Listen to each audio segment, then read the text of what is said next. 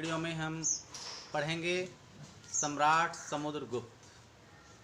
तो सम्राट समुद्रगुप्त के बारे में बहुत लोग जानते हैं। भारत के एक बहुत महान सम्राट हुए हैं गुप्त वंश में। तो ये जो क्वेश्चन है ये है कि सम्राट समुद्रगुप्त ने जो अपना विजय अभियान चलाया, उस विजय अभियान में अलग अलग राष्ट्रों के साथ, अलग अलग क्षेत्रों के साथ, अलग अलग राज्यों के साथ अलग अलग नीतियों को अपनाया। तो वो नीतियाँ किस प्रकार की नीतियाँ थी और उन्होंने क्यों अपनाया, उन नीतियों का क्या प्रभाव हुआ।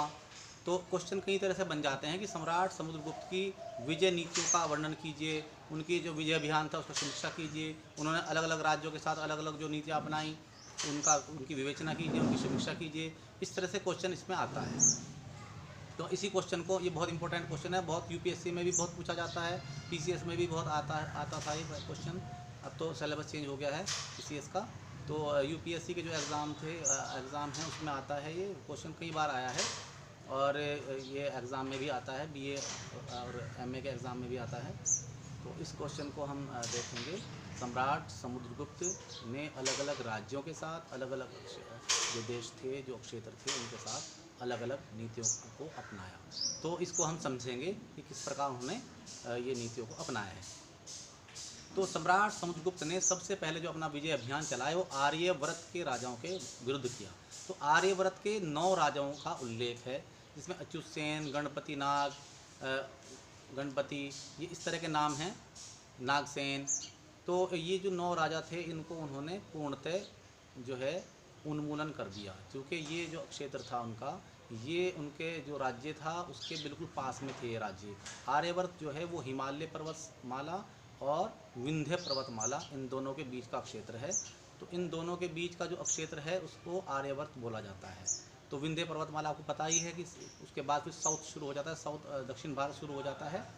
और ये जो विंध्य पर्वतमाला और हिमालय पर्वतमाला है, इसके बीच का जो क्षेत्र है वो आर्यव्रत कहलाता है। तो इसके 9 राजाओं को उन्होंने पूर्णतः उन्मूलन कर दिया।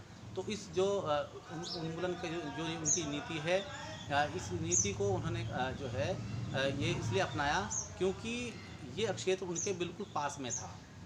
ये क्षेत्र उनके राज्य के बिल्कुल पास था। उन्हें ये लगातार भय बना रहता कि कहीं वो दोबारा विद्रोह न कर दें, आक्रमण न कर दें। तो इसलिए उन्होंने ये नीति अपनाई कि हम इनको पूर्णतः उन्मूलन कर दें इनका, ताकि हमें अपना एक सुदृढ़ साम्राज्य, हमारा एक बेस बन सके। तो उनकी इस नीति को असुर नीति कहा जाता है। असुर नीति, असुर शब्द जो है वो एक राक्षसी प्रवृत्ति का द्योतक है। इससे पता चला कि राक्षसी प्रवृत्ति का बोध होता है। तो असुर नीति इसको बोला जाता है। उन्होंने जो इसका पूर्ण उन्मूलन कर दिया। तो आर्यवर्त के 9 राजाओं को हराने के बाद उन्होंने दक्षिण पथ के राजाओं को हराया। तो पर्याय प्रशस्ति में दक्षिण पथ के जो 12 राजाओं का उल्लेख है। दक्षिण पथ कहाँ से?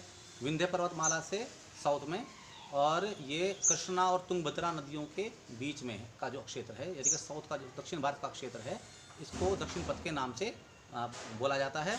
और यहाँ पर 12 राजाओं का उल्लेख है कि 12 राजा थे जिनको समुद्रगुप्त ने हराया। इनको चूँकि उसके राज्य से दूर थे, तो उन्होंने यहाँ पर अलग डिफरेंट नीति अपनाई। उन्होंने इसको पूर्णतः उन्मूलन नहीं किया। उन्होंने क्या, उन्होंने इनका इस तरह से किया कि ताकि उनको टैक्स भी मिलता रहे और ये जो है अधिकार भी स्वीकार कर लें। तो इनका जो उद्देश्य था वो ये था कि क्योंकि प्रत्यक्ष शासन करना इतनी दूर संभव नहीं था, तो उनका उद्देश्य था कि उन पर अधीनता भी बनी रहे, उनकी वो अधीनता भी स्वीकार कर लें और साथ साथ टैक्स भी देते रहें। तो इसको इस जो नीति को बोला जाता है ग्रहण मोक्षानुग्रह की नीति। तो ये जो ग्रहण मोक्षानुग्रह की नीति है, तो इसका मतलब क्या है? इसमें 3 पॉइंट है। ग्रहण यानी कि शत्रु पर अधिकार करना, मोक्ष का मतलब शत्रु को मुक्त करना, अनुग्रह, तो अनुग्रह का मतलब होता है कि शत्रु का राज्य वापस लौटाकर उस पर दया करना। तो ग्रहण मोक्षानुग्रह की नीति इसको कहा जाता है, जिसके तहत वो अधिकार क्षेत्र में भी आ गए और उनसे टैक्स भी मिलता रहा और प्रत्यक्ष शासन करने की आवश्यकता भी नहीं पड़ी। तो इस प्रकार की जो ये नीति थी, ये 12 राज्यों के बारे में, जो दक्षिण पथ के राज्य थे उनके बारे में उन्होंने अपनाया। वहाँ से वापस लौटने के बाद इस नीति को, इतिहास का एक बात और बता दें आपको, इतिहासकार राय चौधरी ने उनकी इस नीति को धर्म नीति कहा है कि जिस प्रकार रघुवंश के जो राजा थे, वो महाराज रघु, उन्होंने जो है महेंद्र पर्वत के जो राजा थे उस पर अधिकार किया लेकिन उनको पराजित किया, लेकिन उनकी लक्ष्मी को हस्तगत किया, उनके राज्य को पे अधिकार नहीं किया और राज्य उनको लौटा दिया। तो उन्होंने इसको धर्म विजय कहा। तो उन्होंने इसकी तुलना समुद्रगुप्त की जो दक्षिण पथ की विजय है उसकी तुलना उस नीति से की है और इसको धम्म नीति कहा है। लेकिन हम इसको जो है ये भी हम बता देंगे इसमें, और ये ग्रहण मोक्षानुग्रह की नीति इसको कहा गया है, ये भी हम स्पष्ट कर देंगे। तो दक्षिण पथ की विजय संपन्न करने के बाद समुद्रगुप्त वापस आए और वापस आर्यवर्त के जो राज्य थे वहाँ पर जिनको उन्होंने उन्मूलन कर दिया था, वहाँ पर कुछ लोग जो कुछ राज्य थे वहाँ पर विद्रोह के स्वर उत्पन्न हो गए। तो उन्होंने जो विद्रोह कर रहे थे राज्य, उन्हें उनका लाभ उठा करके वो तो साउथ में चले गए हैं, तो उन्होंने यहाँ पर विद्रोह कर दिया। तो जहाँ पर इस तरह की विद्रोह की कंडीशंस थी उनको उन्होंने पूर्णतः समाप्त कर दिया, पूर्णतः उन्होंने पराजित किया और पूर्णतः उन्मूलन कर दिया। तो उनके पूर्णतः उन्मूलन करने की इस नीति को प्रयाग प्रशस्ति में परमोद्धरण कहा गया है। उनकी इस नीति को परमोद्धरण का नाम दिया गया। तो हम उसको बता देंगे कि परमोद्धरण की नीति उन्होंने अपनाई। अब चौथी जो नीति है उनकी, वो जो है उनके जो सीमांत राज्य थे, तो सीमांत राज्य यानी कि जो आर्यवर्त का जो क्षेत्र है, इसके 9 राज्यों के बाद फिर आगे जो बाउंड्री के पास इधर जो दूसरे राज्य थे उनके बारे में जो उन्होंने नीति अपनाई, ना तो उन्होंने पूर्ण उन्मूलन की नीति अपनाई उनकी, और न ही उन्होंने ग्रहण मोक्षानुग्रह की नीति अपनाई, बल्कि उनको अलग तरह से मेंटेन किया। उनके साथ एक अलग नीति का पालन किया गया, जिसमें ख़ास जो चीज़ें थी उसी नीति को हम कहते हैं सर्वकार दान नीति, या जो है सर्वकर दान नीति, या जो है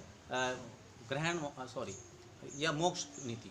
मेनली इसको जो है सर्वकर दान नीति ही कहा जाता है।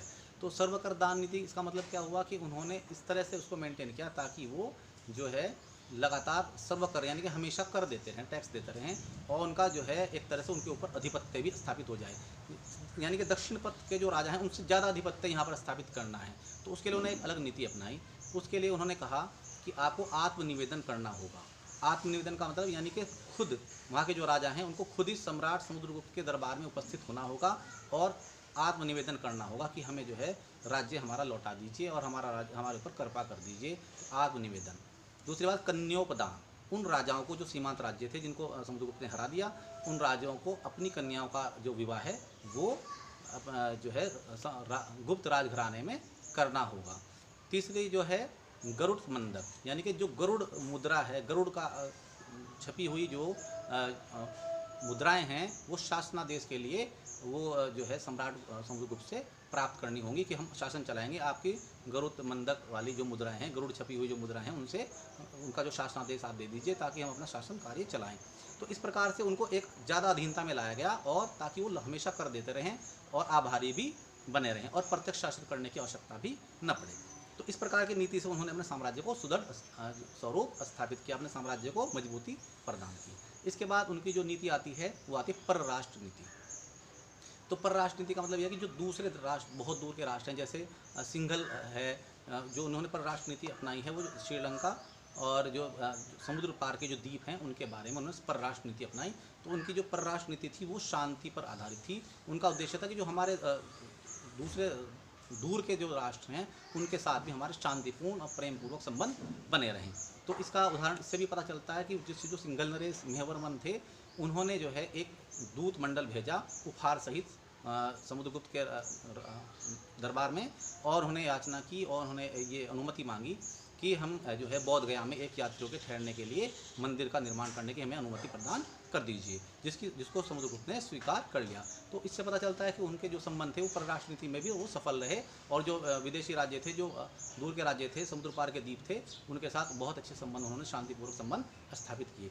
तो ये अलग अलग क्षेत्रों के साथ अलग अलग प्रकार की जो नीति अपनाई गई है, इससे समुद्रगुप्त की सूझबूझ पता चलती है, राजनीतिक कौशल और राजनीतिक सूझबूझ का पता चलता है कि अलग अलग क्षेत्रों के साथ अलग अलग संबंध उन्होंने अलग अलग तरह की नीतियों के माध्यम से अलग अलग प्रकार से संबंधों को स्थापित किया, जिससे गुप्त साम्राज्य को एक सुदृढ़ स्वरूप में स्थापित किया जा सके और उसको सुदृढ़ता प्रदान की जा सके और उसको शक्तिशाली बनाया जा सके। और निश्चय ही उनकी जो ये नीति थी एक दूरदर्शितापूर्ण नीति थी, और इससे गुप्त साम्राज्य को बहुत मजबूत आधार मिला, और गुप्त साम्राज्य को जो है एक सुदृढ़ उसकी जो नींव थी वो बहुत मजबूत हुई, और जो है ये लंबे समय तक चल सका। और जो है ये उनकी जो नीति है उसके अंदर उनकी कुशलता, उनकी राजनीतिक कुशलता, उनकी सूझबूझ दिखती है, और जिसकी वजह से उनका जो नाम है वो भी एक महान शासकों में लिया जाता है। तो उम्मीद है आप इस वीडियो को आपको समझ में आई होगी और ये क्वेश्चन आपको समझ में आएगा कैसे हमको इसको करना है, कैसे अलग अलग राज्यों के साथ अलग अलग नीतियाँ अपनाई गई हैं, अलग अलग तरह से उसको इंडिकेट करके हमको इसको अपने आंसर को पूरा कर देना है। उम्मीद है आपको समझ में आया होगा अच्छे से। अगर नहीं समझ में आया तो आप कमेंट करके आप पूछ सकते हैं, और अगर वीडियो आपको पसंद आई हो तो उसको लाइक भी करें, शेयर भी करें, और चैनल को भी सब्सक्राइब करें, और इसको जो है बेल का बटन भी दबाएँ ताकि आपको नई वीडियोज़ मिलती रहें। आपने वो देखा वीडियो को, इसके लिए बहुत बहुत धन्यवाद, शुक्रिया।